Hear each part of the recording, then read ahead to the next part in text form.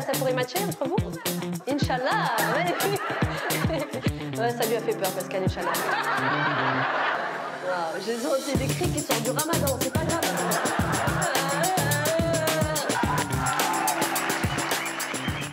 Elle s'impose dans le paysage de l'humour et du stand-up avec un spectacle qui mêle confidence, autodérision et interaction avec les spectateurs. Myriam Benoît est l'invitée de ce nouveau numéro de À l'affiche.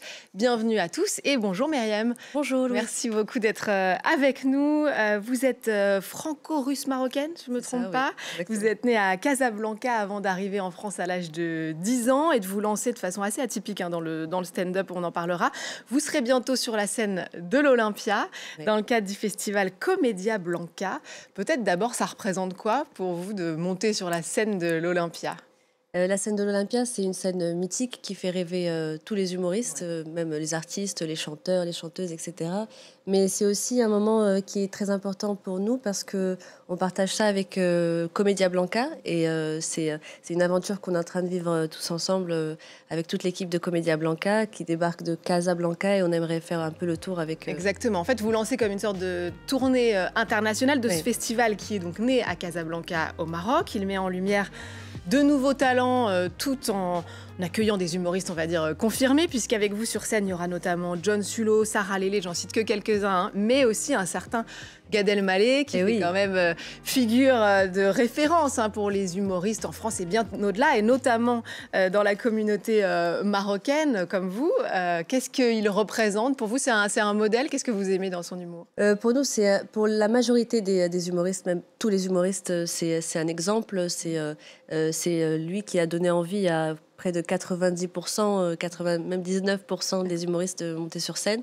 Donc c'est vraiment le GOAT, comme on l'appelle. Et puis il est toujours avec nous, il nous donne toujours des conseils.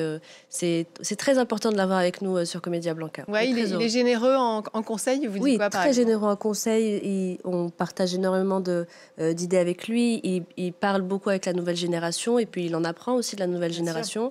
On en apprend tout le temps avec lui. C'est très intéressant de discuter avec lui.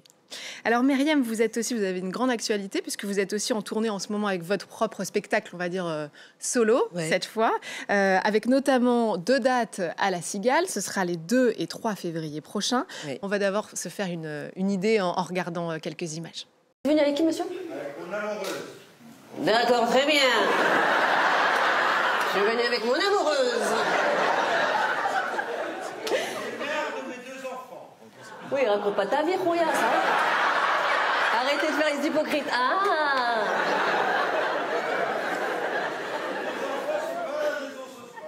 D'accord. Vous avez besoin d'évacuer. On sent que vous aviez besoin de sortir, monsieur. Criez un bon coup, criez un bon coup.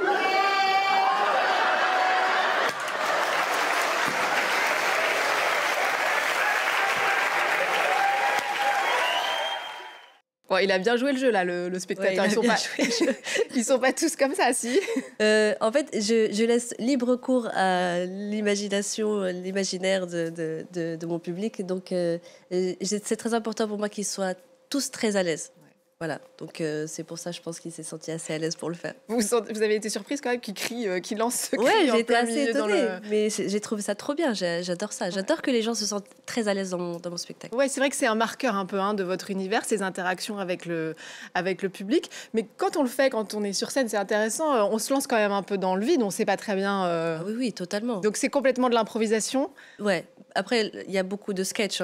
Les gens pensent qu'il n'y a pas du tout d'écriture, mais non, il y a 7 ans de travail derrière tout ça.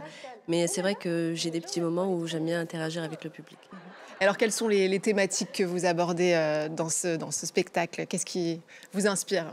Je parle de ma vie parce que je me présente avec ce premier spectacle. Je parle aussi de la femme dans la société. Je parle des tabous qu'on n'ose pas aborder, que ce soit les hommes ou les femmes. Je parle de cette liberté d'être une femme sur scène, femme humoriste sur scène. Je parle de plein de sujets différents avec beaucoup d'autodérision. Avec beaucoup d'autodérision, ça aussi, ça vous caractérise. Vous parlez du fait d'être une femme dans le monde du stand-up. C'est vrai que vous êtes de plus en plus nombreuses, ça change petit à petit. mais ça évolue. Mais vous dites quand même que le public n'est pas toujours prêt à entendre une femme parler de tous les sujets. Par exemple, qu'est-ce qui passe et qu'est-ce qui passe un peu moins?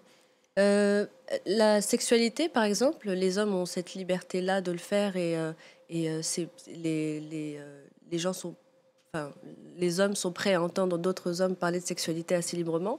C'est vrai, quand on est une femme, il y a ce truc de c'est une femme. Même le féminisme, notamment, quand on parle de féminisme, on a l'impression qu'il y a cet étonnement de se dire encore une femme qui parle de féminisme, ça va être chiant.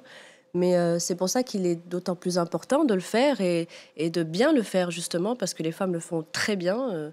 On n'a pas besoin d'être vulgaire pour le faire et je pense que toutes les femmes devraient avoir cette liberté de pouvoir le faire et de parler de tout ce dont elles ont envie. Vous avez baptisé ce spectacle Reflet, c'est pour qu'on puisse peut-être s'identifier. Enfin, il y a l'idée du miroir, comment vous l'expliquez? Il y a l'idée du miroir, oui, parce que en fait, sur scène, c'est le seul endroit où j'arrive à être moi-même sans porter de masque. Et pour ce premier spectacle, il était important pour moi de me présenter à 100% telle que je suis, sans faux semblant ni quoi que ce soit. Donc c'est pour ça que je l'ai appelé Reflet et je parle de moi, de la femme que je suis à 100%. À cœur ouvert. Alors Myriam, vous avez plus de 430 000, bientôt 440, je crois, followers sur Instagram. Vous avez d'ailleurs été révélée par ce qu'on appelle sur Internet un mème. Hein, c'est un court extrait d'une émission télé sur laquelle vous êtes passée. C'était pas banal, c'était sur une phobie. Pour ceux qui ne vous connaissent pas, hein, qui nous regardent un peu partout dans le monde, c'était quoi? Racontez-nous un peu l'histoire. C'est vrai que j'avais participé à un talk show, comme on pourrait l'appeler, où le sujet était principalement la phobie, phobie insolite. J'y suis allée vraiment à reculons un peu, avec ma mère derrière qui me disait « mais vas-y, fais-le, on va bien rigoler ». Du coup, j'avais vraiment peur que ça puisse avoir un impact négatif sur ma future carrière d'humoriste, parce que c'est un rêve d'enfant d'être sur scène. Et finalement, ça m'a permis d'ouvrir quelques portes. Parfois, c'est un peu négatif parce qu'on me ramène toujours à ça. Et donc, c'est un peu chiant. Ça peut être à double tranchant, mais vous l'avez transformé finalement... Oui, ça n'a pas été facile. J'imagine que ça n'a pas été facile. Vous avez trouvé ça justement complexe d'ouvrir les portes du stand-up? Vous avez commencé au Jamel Comedy Club pour petit à petit... J'ai commencé au Panama Art Café, exactement. Okay. Et ensuite le Jamel Comedy Club. Mais c'est vrai que le Panama Art Café a été le premier comedy club à m'ouvrir les portes. Je suis allée un jour et puis on m'a dit mais viens faire un test. Et puis c'est de là où ça a commencé ma petite carrière d'humoriste, quoi. Alors en tout cas, comme vous, hein, beaucoup d'humoristes se font maintenant repérer sur les réseaux sociaux, mais avant même de monter sur scène. C'est ce qu'a pu constater notre reporter lors du Montreux Comédie Festival en Suisse. On regarde et puis on en parle juste après. Ouais, je bien quoi? Je vous ai manqué? Non? Ouais, c'est la rentrée. De YouTube à la scène du plus grand festival d'humour francophone. Montreux, faites du bruit ce soir! Jérémy Nadeau, avec ses presque 7 millions d'abonnés cumulés, est en tête d'affiche du gala stand-up de Montreux. Tout le monde aujourd'hui peut se lancer et faire de l'humour sur les réseaux sociaux, etc. Mais du coup, en fait, vu qu'il y a beaucoup de monde, c'est de plus en plus compliqué de se faire une place. Jérémy Nadeau! Une concurrence rude, mais l'ascension peut être fulgurante. Quelqu'un dans mon équipe me dit « Ah tiens, il y a un petit gars là, comme ça, qui commence à pointer le bout de son nez ou qui est vachement intéressant. » Et que 6 mois après, il est à l'Olympia. C'est ça qui est fou.